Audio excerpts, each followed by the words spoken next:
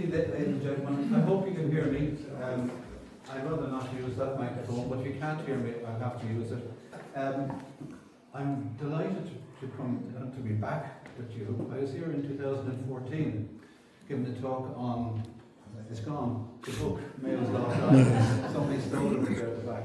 And that was a study I did through Four Courts Press about the two villages of the island, the people who lived there, how they lived their lives, and what happened to them as life changed. But before that, I'd been a student. I was originally a long-haired student working in what was Glenulra in those days, which is now Caja. Sounds much more sexy apparently. And then we worked in Belderrick with Seamus Caulfield.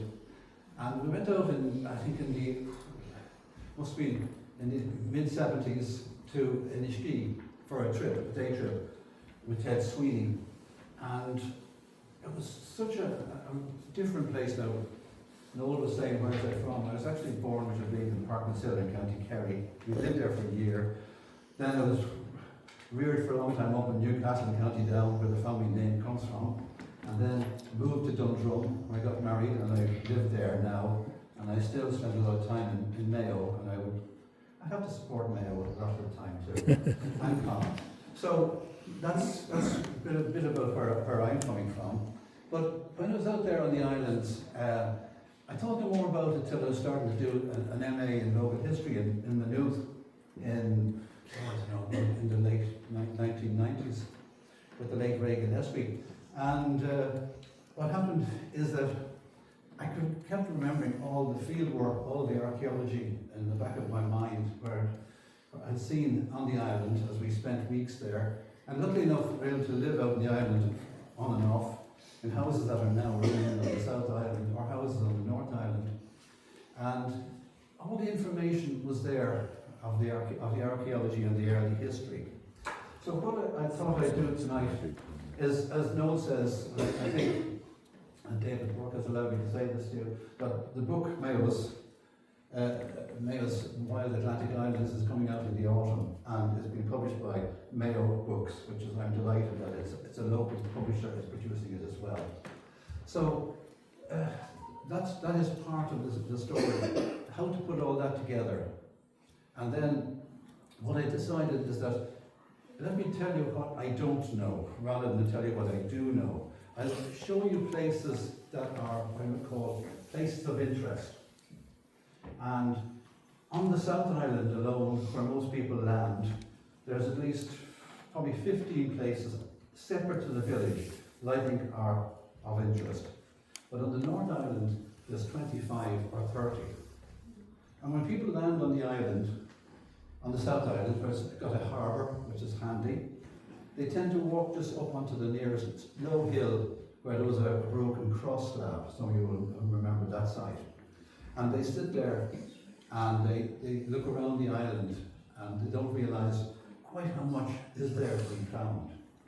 And by the same token, when they go to the North Island, you've got a land island in a curragh, there's no pier, and that slows people down. It's my favourite island, I have to say. And they tend to walk straight over to the big mound, the Bailey, to look at the cross slabs. But there's so much more. And hopefully we'll have a look at what there is. So the first slide or two is just to kind of introduce anyone who doesn't know where the islands are. This is standing up on Achill and looking north. And in the foreground, or in the middle, geography teachers here will give out about distribution, but in the middle ground there is Dorman, which is now privately owned and you're not welcome particularly to land on the island anymore. Even though it's a beautiful cross slab and there's an early Christian or early medieval burial site as well there. So somebody has built a house on it and it's privately owned. So you can access it as easy as you could in times past.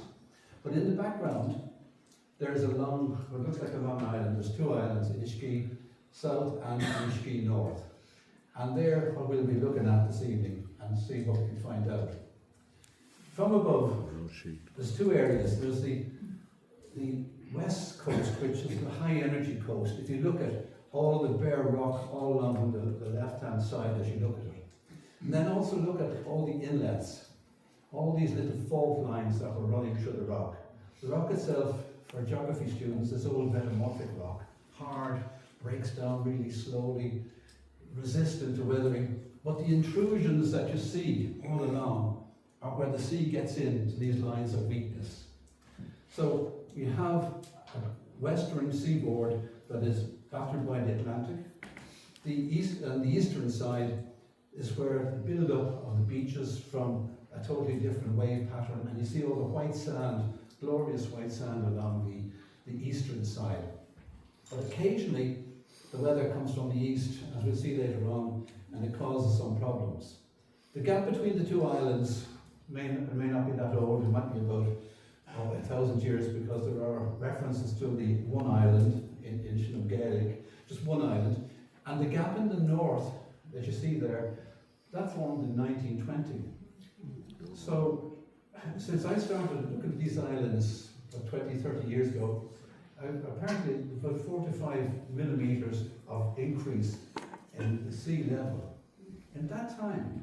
And where I walked years gone by down here, the sea now just about comes across, and I'll be showing you the dune on the North Island, which is across that open water. And on that dune you'll see boulders thrown up on top of it, which I'd say is about, they're 15 to 20 tons. And so there's a huge amount of destruction going on there. And some of the sites I'll show you now that I recorded 15, 20 years ago are gone. And others have changed. So when you go out there next and you land on the island, hopefully you'll go and see some of these places and you'll make your own mind up about it. This is the South Island, looking north, and all along in the foreground you see how the waves come right up onto the land there, and they're cutting through at least 4 or 5 different places. And way in the background is a small islet that's rushing. That's the one the whaling station was on, and that's the village where you land. And they say most people land there, ramble around a little bit, but very rarely come right down here. And there's things down here I think you'll be interested in, Bronze Age sites and early medieval sites as well. This is the famous Rushing Island where the Norwegian whaling station was in 1908 for 3 years. They banned whaling in Norway. This has nothing to do with what I'm going to talk about, but they banned whaling in Norway, and the Irish government at the time allowed a whaling station to be built there. Mayo Books, again, if I mention them, brought a fabulous book recently on the whales and all about that whaling station.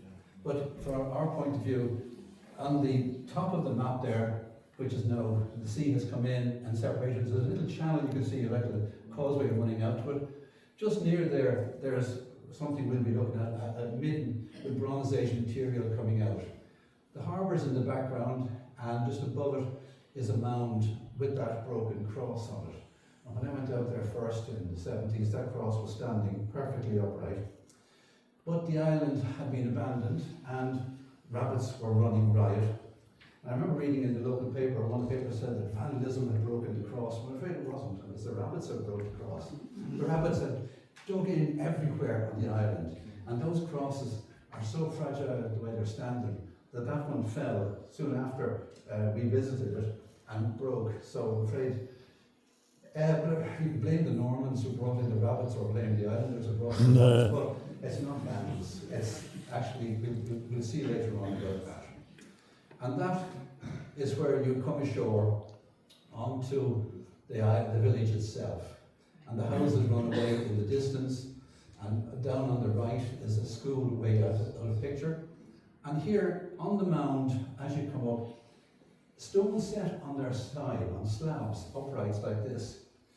That's not natural. And when you plot them in, you find that this forms a circular structure.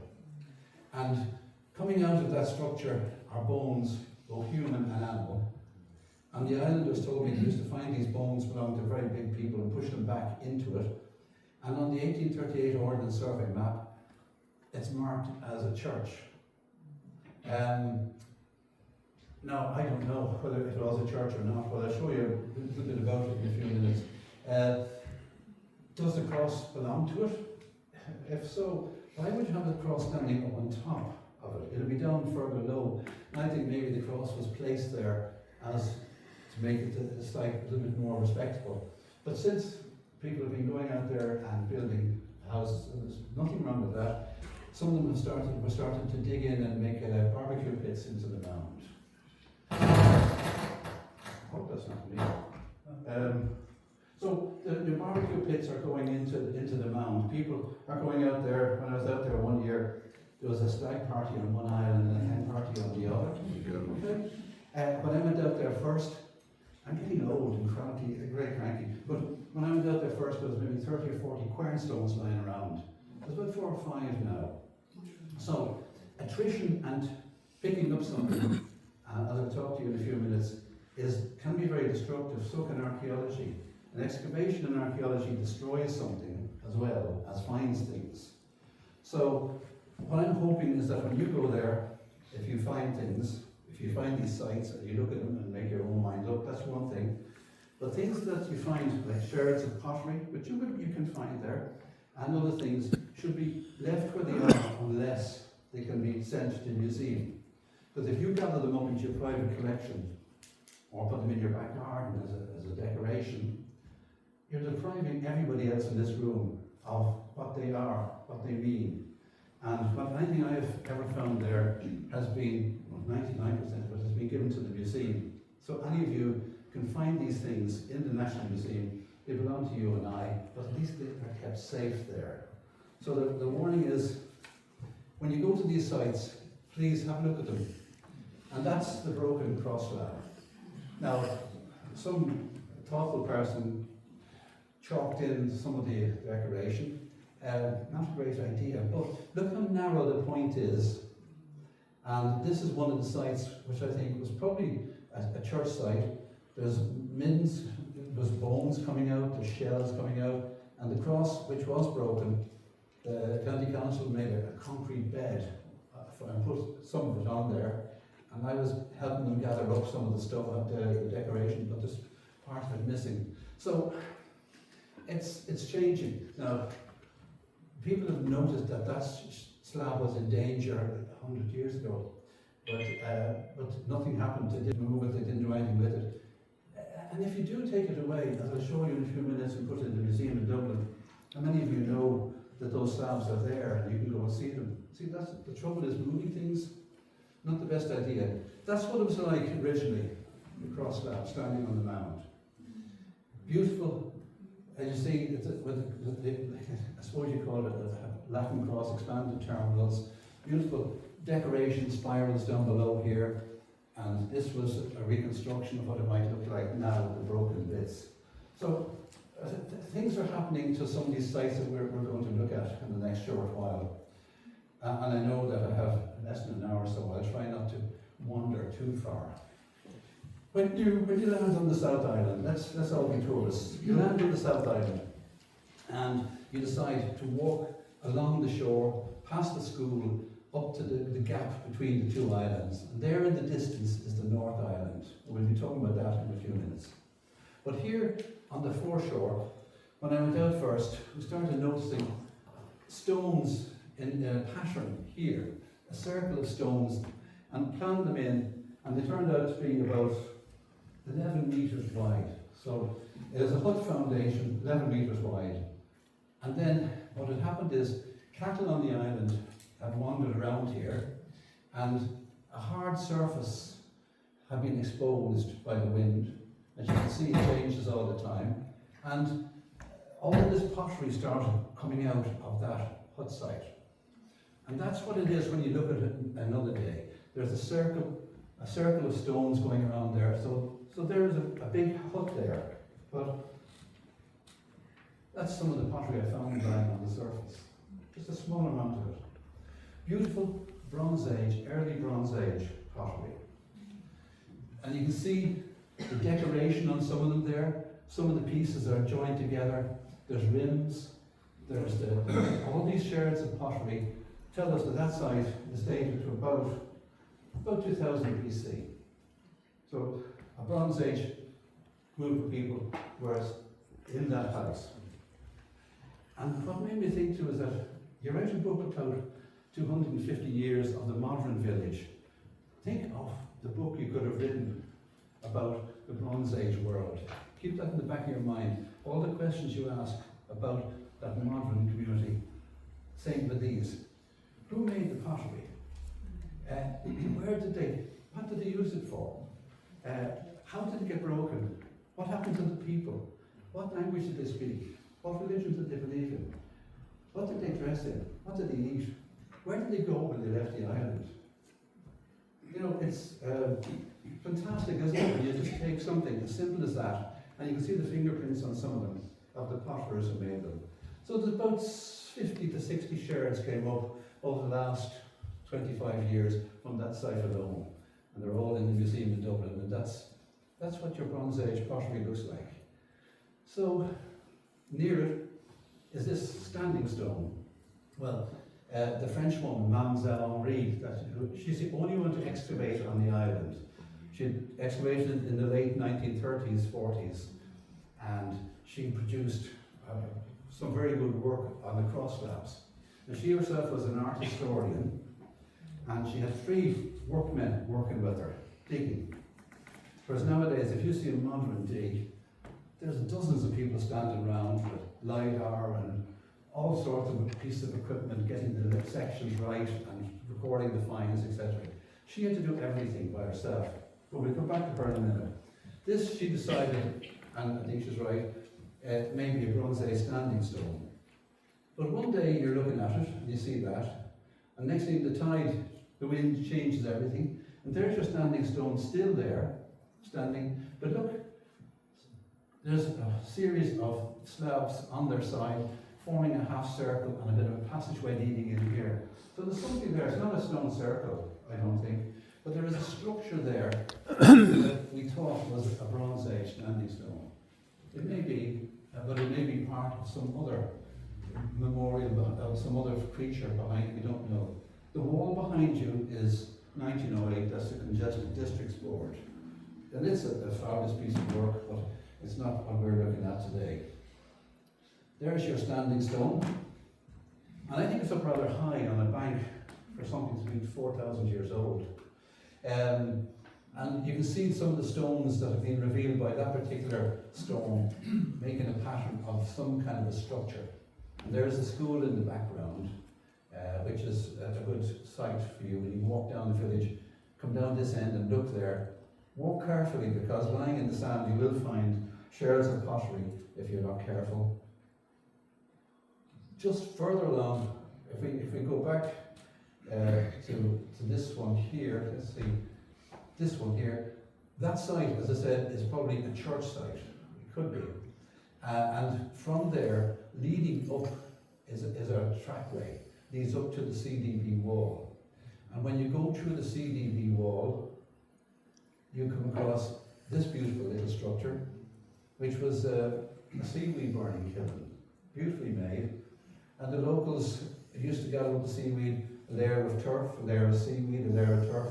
This was in the 1800s, and create the material they wanted for putting on the fields, for the ash as well. But that site is now destroyed by the storms of the last few years.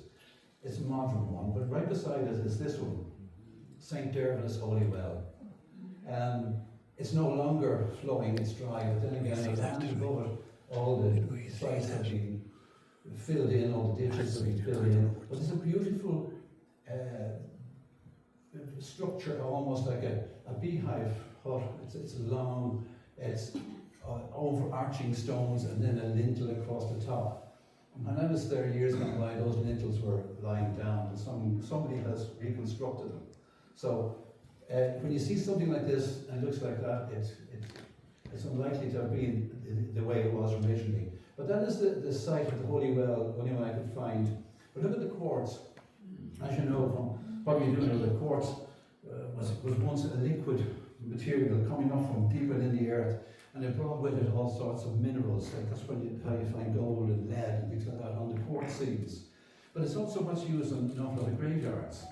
Quartz is still used by people in modern graveyards as a stone as well. And it also, I think somebody told me, it has a pulse as well. It actually has a little pulse. That's definitely not me. So this holy well belonged not to the local people, but I think it may have an earlier historical significance. But it's well worth seeing, but it's worth remembering that the stones you see, the position you see it in there, is not the way it might have been in times past. Just down from it, there's a stream flowing down there.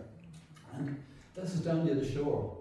And here you have these very large orthostatic stones, large megalithic stones. And they're set on edge. And they seem to be in some kind of lines. Now the only thing I can think of which has that kind of shape is a wedge tomb, which is about, again, 2000 BC.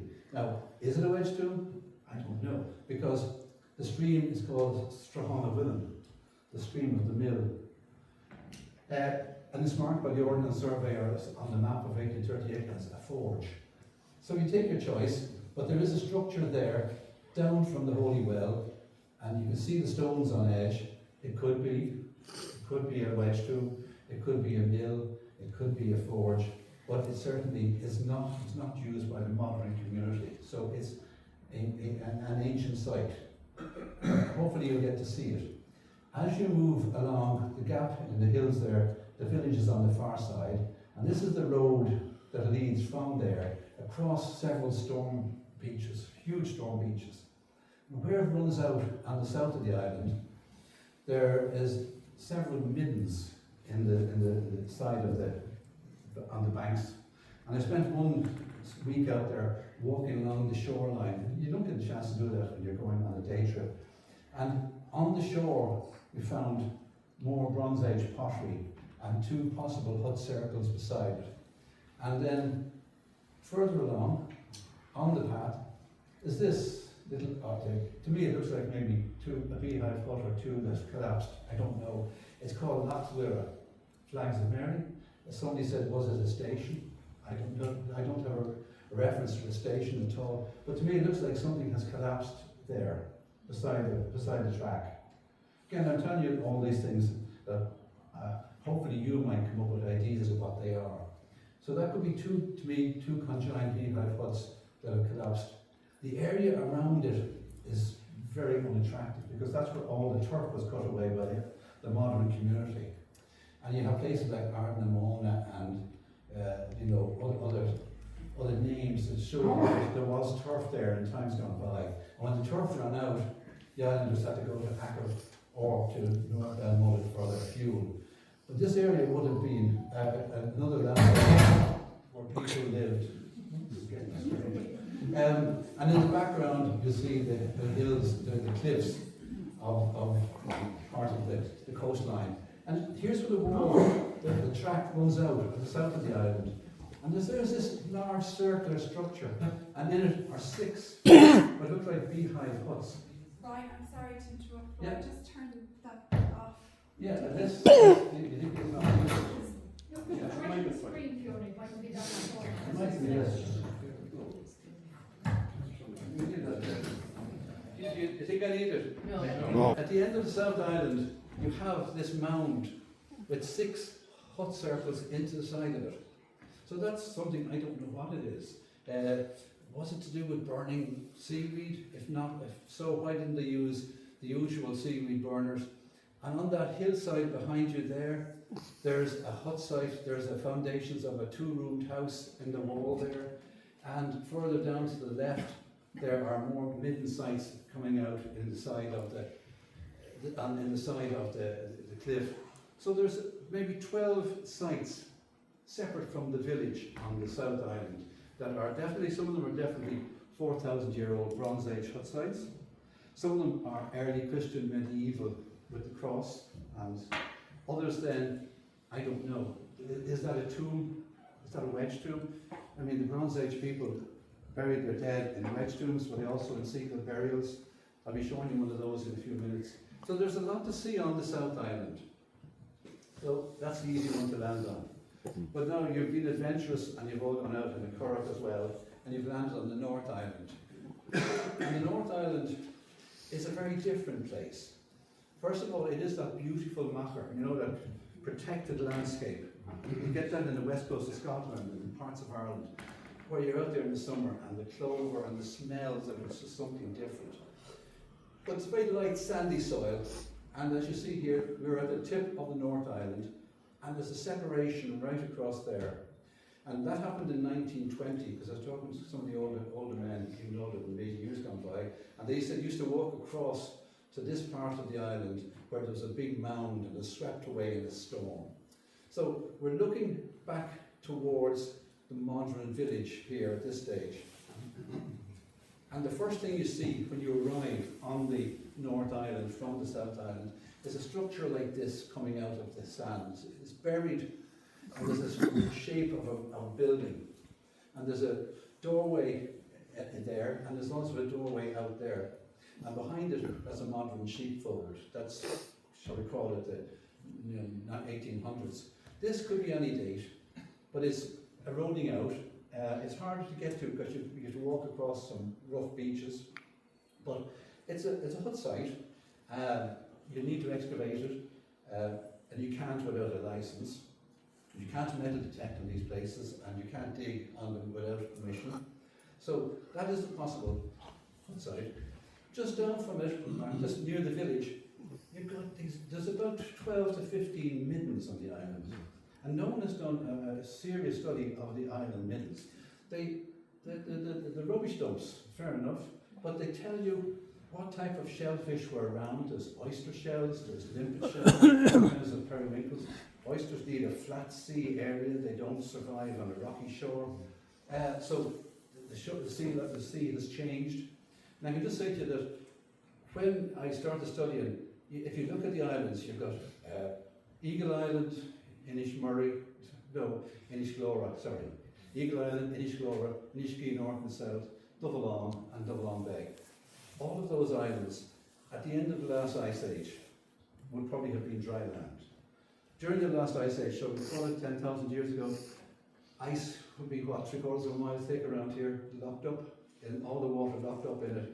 So the sea level would be completely different than it was today.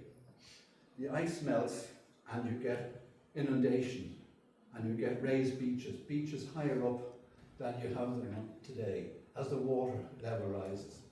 And then the land itself, released by that weight of ice, rises up in the isostatic recovery. And you get all these different things happening to what you're looking at. So 4,000 years ago, a totally different geological landscape perhaps. Sites that we look at now on the shore may not have been on the shore. The islands could possibly have been joined to the mainland. They could possibly have been one. They certainly were bigger than they are today. And all along, there's about, I'd say 14 to 15 of these middens. And Paul Henry, the artist, when he went out there in the early 1900s, commented on how many middens there were, and the bones are coming out. And those bones would tell you what animals were being eaten, or what shellfish were being sorted out at the time. You could find hammerstones where they were knocking the limpets off the rocks, and they're being washed away by the sea, being eroded away by the sea. And sadly, this is a case in point, just beside the modern village on the North Island, as I was walking on the shore. All of that light brown material is that leached soil. It's just empty, there's no nutrients in it. But there's a thin layer, an iron pan, running across the centre of that picture. And above that, there's that grey area, the light area. And as I was walking along, this is about at least 20 years ago, I saw two circles of bone sticking out between those two ranging rods, two small circles about here, up there. And when I looked at the side where rapids have been digging in, there was sherds of big, thick, coarse pottery.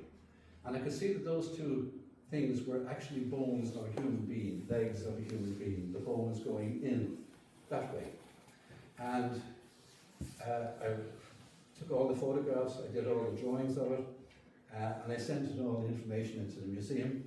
And they said, yeah, this sounds like that. That certainly is a Middle Bronze Age urn that you have, like pottery that you found. And was it associated with the burials that we couldn't tell you for certain? They said, but I went back a couple of years later, and the sea had come from the east, and it had caused all of this material to come out. We look at that, and I'll just tell you, after I gathered it up and recorded it, I put it back, because I don't have a license. I put it back where it had come out, and sent that information to the museum. They said they must get somebody to look at it, and I went back next year, and the entire set of coastline where that was is gone. Nothing. If you walk there now near the North Island village, and you walk down to the shoreline, you'll see nothing. But there was something there. Look at it for a few moments. Looking at it, I'm not able to tell you for certain, but I think there's probably two sets of skulls there. Some of you might decide, the leg bones, are they there? That looks like it's got a narrowing of it there. Is there something wrong there? What age are we talking about? Is it two people? Probably. Could be one or two people. If it's associated with the Bronze Age, then it's about between 2000 to 1500 BC. Somebody died there and was buried there with respect and reverence. It's a sacred place, and I had no right to do anything with it but to record it. And these places are sacred. You know, they're not tourist traps where you can go and just enjoy yourself. That person lived out on the island, or people walked around the island. I'd love to know what they were like. There was no bone survey done because they're gone. I couldn't tell you about any illnesses. I couldn't tell you anything about that. Even the size of the heads and things, you name it. Sadly, if it's not recorded, and it can be lost very quickly. So that is one very important Middle Bronze Age site lost on Inishkea North, and when you go there, you will see no trace of it. But the pottery is in the museum. Just down from the village, as you're walking, everyone walks towards the big bailey, the big mound. As you walk to it, you pass two perfect hut sites right on the shore. I have no idea what date they are. I would think they may be associated with the Bronze Age, a bit like the one on the South Island. But they're there right on the shoreline.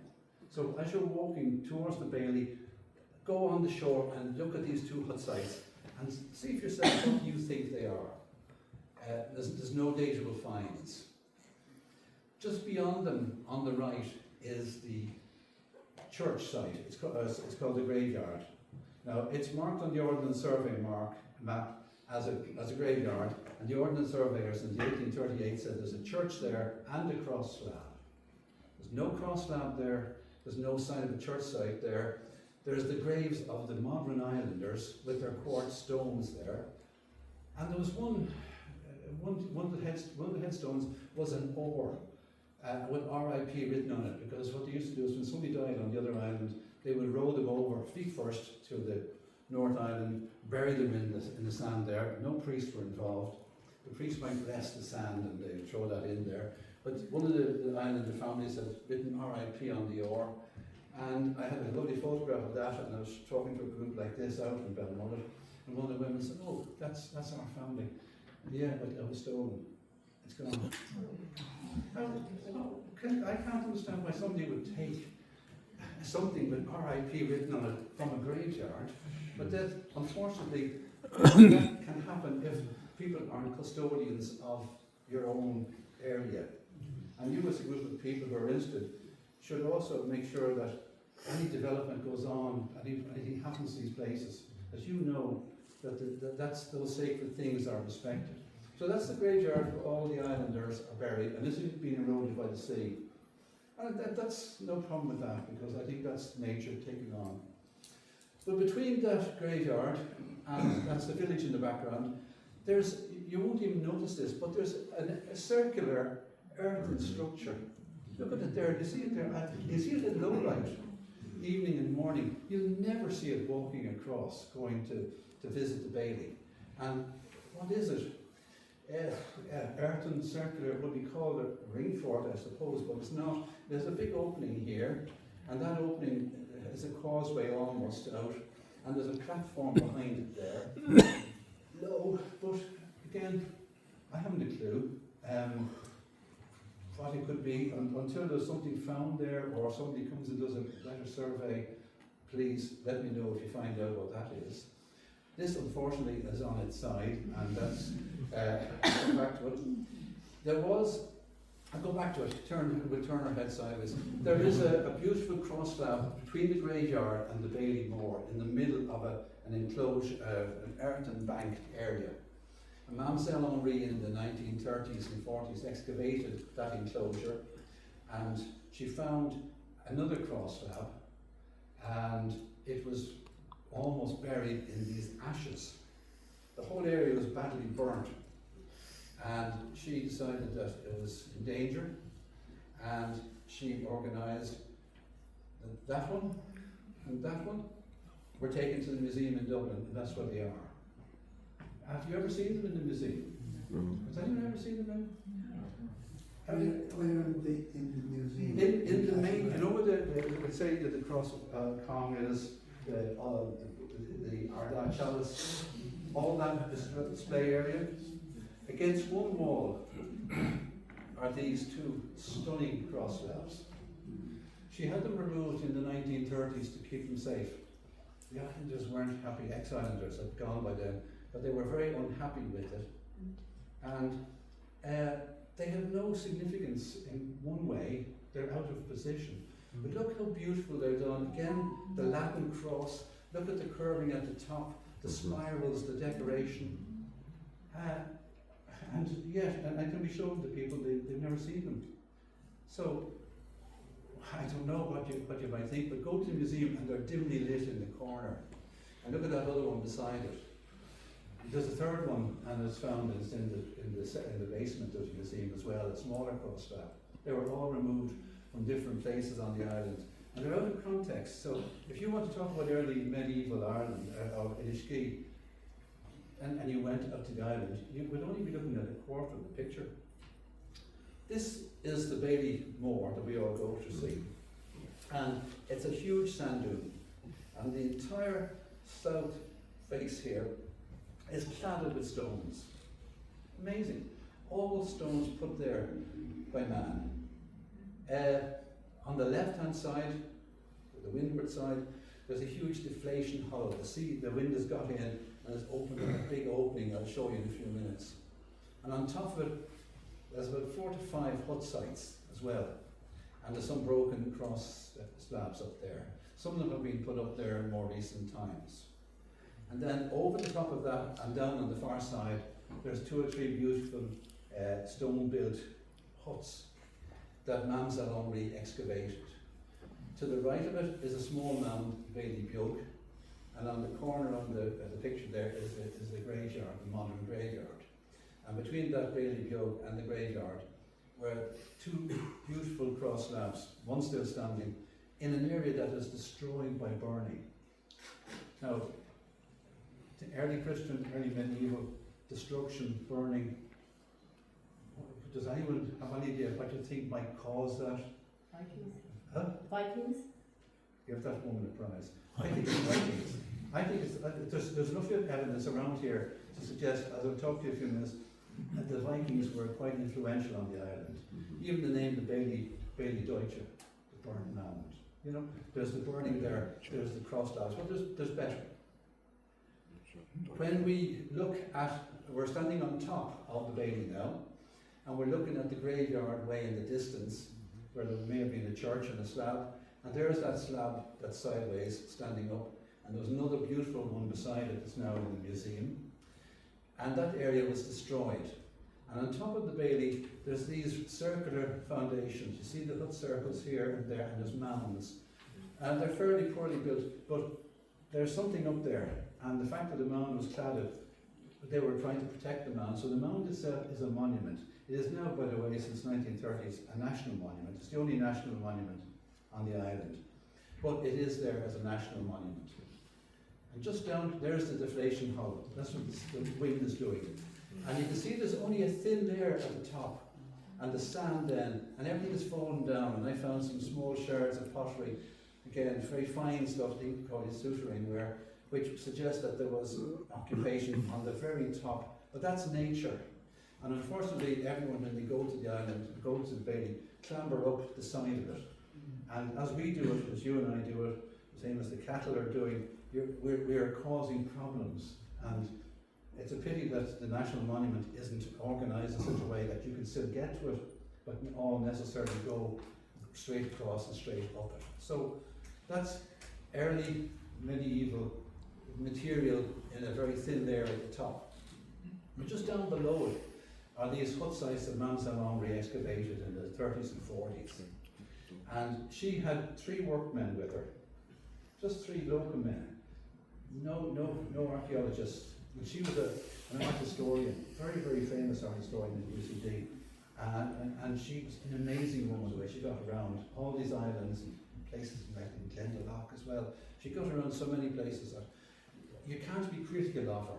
But on the left, there's a quern. You see the circular hole there, beautiful cross. Those are almost like a Latin Celtic quern. There's a beautiful quern there. That has vanished.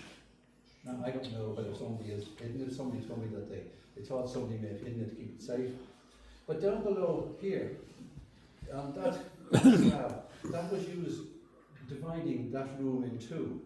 So it wasn't what's on it had no significance. And in that room there were 2 male burials in the sand, and another one outside. And she records that she found them. But that's it. There's no way. I can't track them down. I don't know what happened to those burials. There's no evidence as to where they Irish, were they Scandinavian, where they suffered violence or whatever it was. But the cross slab itself is stunning. Everyone gives out to me for loving this cross slab. There's only 2 I've found in the entire country. One on Inishkea North and the other's on Dorman that you're not allowed to go to see. Now, so many questions you could ask about this. This is getting turned into a class, isn't it? I'm sorry about that. It's too long being a teacher. Christ in majesty. Look at him. His eyes look to be like almost Coptic. They're not circular. Maybe it's the stone. Somebody said, oh, it's the way the stone is. I'm not sure. To either side of him are 2 crosses, and in other crosses there's little angels there. But in this one there's crosses. He's got 4 fingers. He's got a benign smile. He's not sour looking. His ribs are shown there, as you can see. There's a little fella on his right and a little fella on his left. And one is sticking a sponge up, and you can see the hole of the sponge there. And the other fella on the other side is sticking a spear into his side. And he's wearing what could be described as a nappy. Well, obviously he's circumcised, you can't show details like that. And below that again, then there's spirals. Isn't that a most beautiful structure? A cross slab like that, a crucifixion slab. So whoever created that had access to a picture of Christ on the cross. And then the next, on the other island beside it, there is a picture of Christ, there's a drawing of Christ on the cross. But on the back of the slab, there's also a cross, so it's meant to be freestanding. There's nothing on the back of this, but it was used as a room divider by the people who buried their dead in the room later on. And I think that this was part of the destruction of the monastic site by the Vikings. And you couldn't mistake that for a Christian significance. And it obviously had no significance to people who incorporated into a building like that as an internal division. One Harbison's book there, Peter Harbison, he talks all about the cross slabs on the islands, and he goes on to say that he thinks that if you think about it, just north of there is the Inishkea, beautiful, 2 or 3 beautiful churches there. Temple Naman and another one. There's a beautiful well there, a couple of beehive huts on the tiny little island, and there's 2 houses. There isn't one cross slab on it. Not one. And then you come down to Double-Lawn, and there's 1 crucifixion slab only. And you come across to the mainland, right at Belmullet, Black Sod. There's no cross slabs. St. Derville's church there, there's a couple of little crosses, stone crosses, but there's no flowering of crosses. So why were the islands, why was Inishkea so important?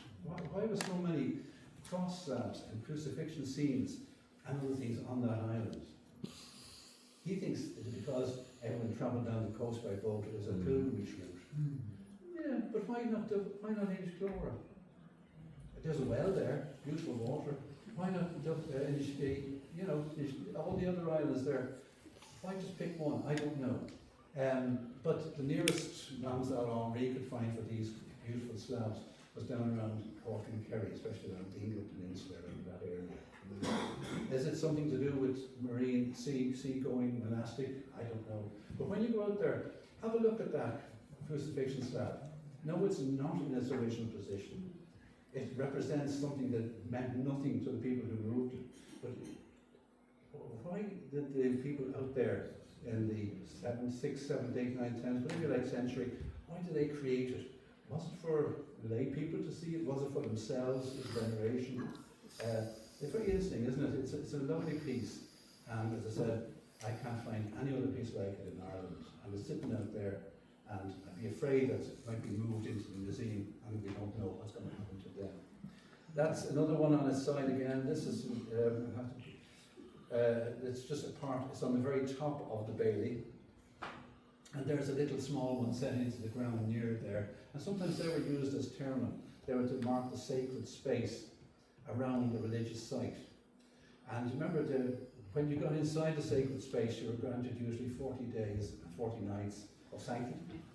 Those of you who saw Esmeralda and the Hunchback of Notre Dame, remember the poor Hunchback, when he got inside, got down, he fell in love with Esmeralda, and eventually he got inside, he was being chased by the crowd, and he got into the church and he roared, sanctuary, sanctuary, because he had reached the area that at times provided sanctuary for 40 days and 40 nights. I don't know if that still applies anymore, but that could be one of those little term crosses there. Just beyond the Bailey Moor now, sometimes you go to the Bailey Moor and you go back then to the boat and go home. Just beyond it is this structure. It's a series of conjoined huts. Rectangular, circular, rectangular, all together in a uniform unit. That outer wall is modern, not recently, in the last 100 years. But this structure in the centre is a series of 3 or 4 buildings. And on the skyline in the distance, there's a ridge there, you can see there as well. Over there, there's another one exactly the same, or very, very similar. Just like that, with other little enclosures around it. And Ned Kelly, who used to be in the museum, considers that this is Viking. That because of the low wall, that's typical of a Viking house, the rest of the walls were covered in sods and timber. Mademoiselle Henri records in her diaries that she cleaned this place up and she found nothing in it. So that's why it looks so tidy. So it has been cleaned by her and her workmen, but it revealed no signs. But Kelly thinks it's evidence that the Vikings stayed on the island. And if you think about it, yeah, if they did maybe, and they burnt some of the monastic things and they moved some of the other stuff, yes, there could be a destruction of the monastic site. So this might be Viking site, but when you go to the island, go to visit it, and then walk straight up to that other one, and you'll see very similar again. The site in archaeology is like Skara Brae, and up in the Orkneys is quite similar to that. And Mademoiselle Henri thought again it was a Viking site herself. Further up the coast from that site, on the shore, there's on the Ordnance Survey 1838, they marked it down as stone coffins. That's all they said, stone coffins. And in the 1830s, the Reverend Dean Lyons went out to the islands from the mainland. He was the parish priest of Kilmore. And Brendan Hoban did a fantastic book on Dean Lyons, if you ever get a chance to read it. But Dean Lyons was interested in archaeology. He was quite an interesting priest. He went to Louvain to help bring back some papers to their Royal Irish Academy. He also helped his parishioners when they were starving by fundraising. But he was also very aggressive and litigious and involved in an awful lot of court cases between himself and other priests of the parish and landlords. But he went out to the islands in 1838 and he dug a site and he found in it a human burial with the face turned down into the ground with ashes at the foot of it. And the whole thing was enclosed in a slab burial, about 6 foot by 2 foot. And then there's a mound around it. And he told this to John O'Donovan, the Ordnance Surveyor, and they said they think it was a drowned curragh, or maybe somebody from a curragh. In fact, that sounds just like a Bronze Age burial. You know, cinerary urns were placed upside down with ashes in them, or the actual burial itself could be a Bronze Age burial. But no one knows what he did with the ashes, no one knows what he did with the bones. He started to write the history of County Mayo, and according to the last report, some priest in Bangor and in Bangor Erris had it.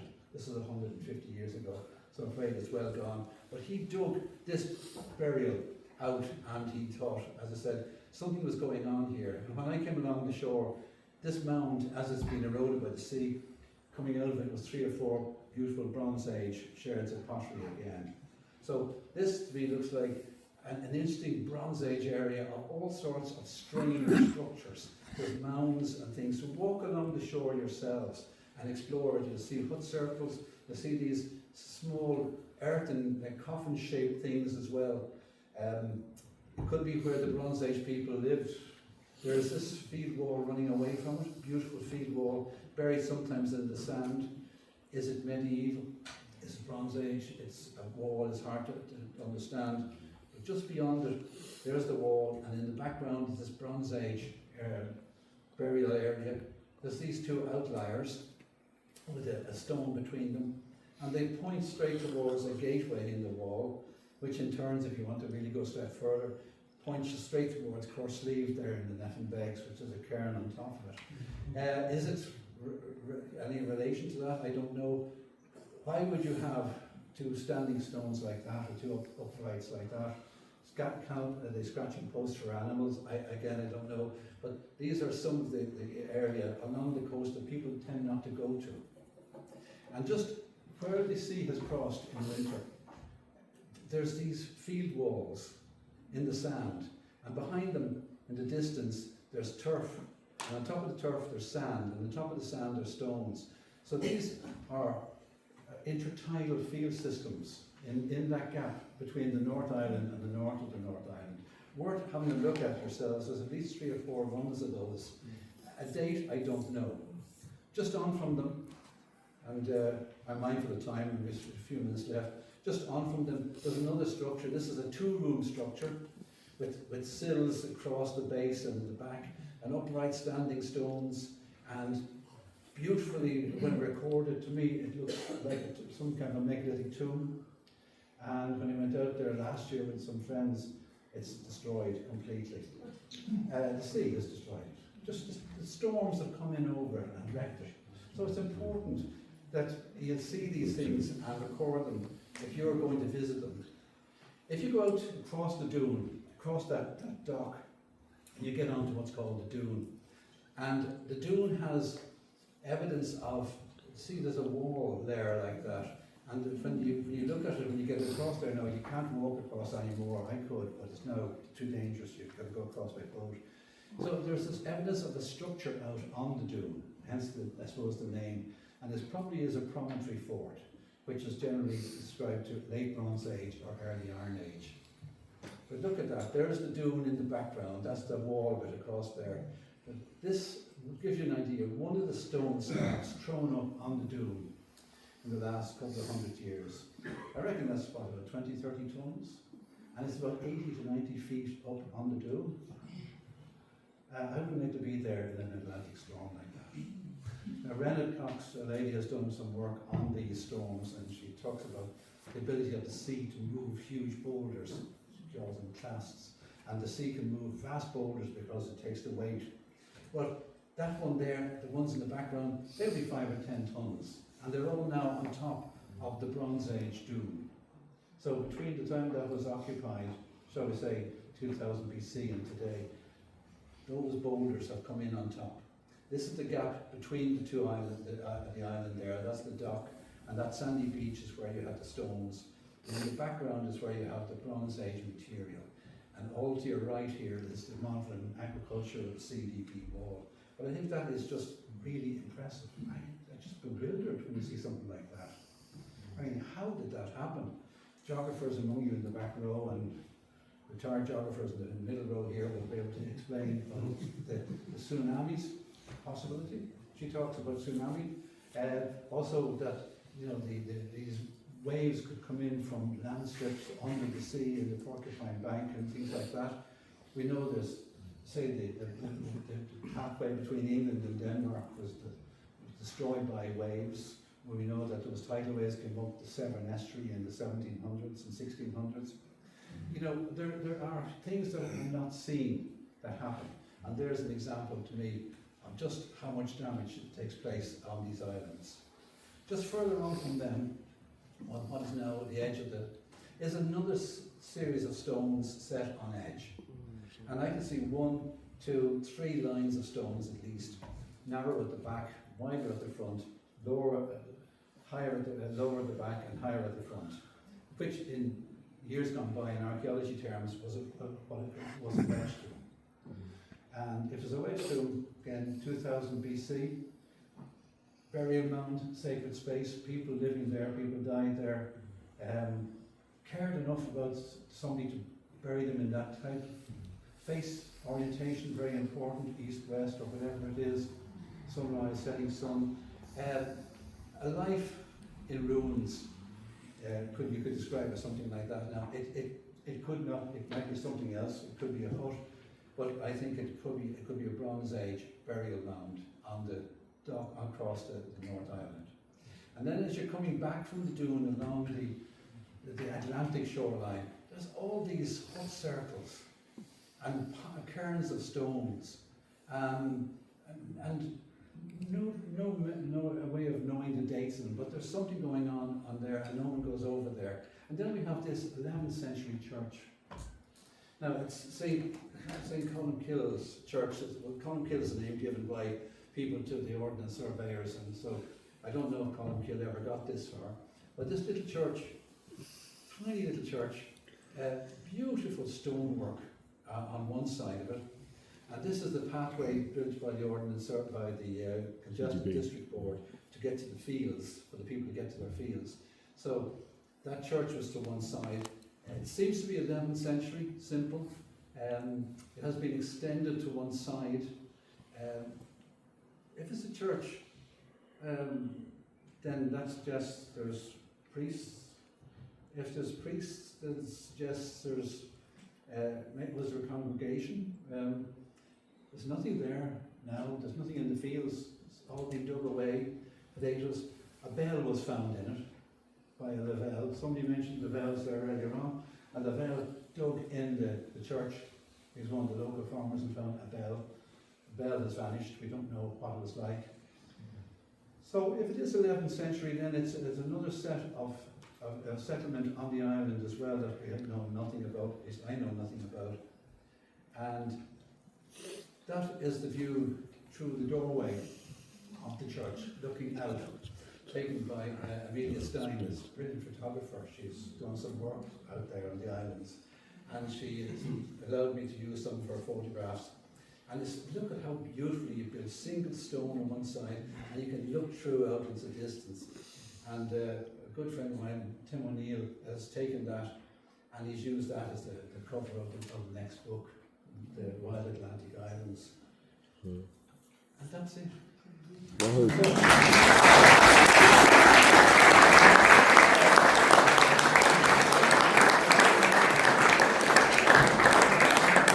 If I could just finish off by telling you that I was given some funding from Wild Society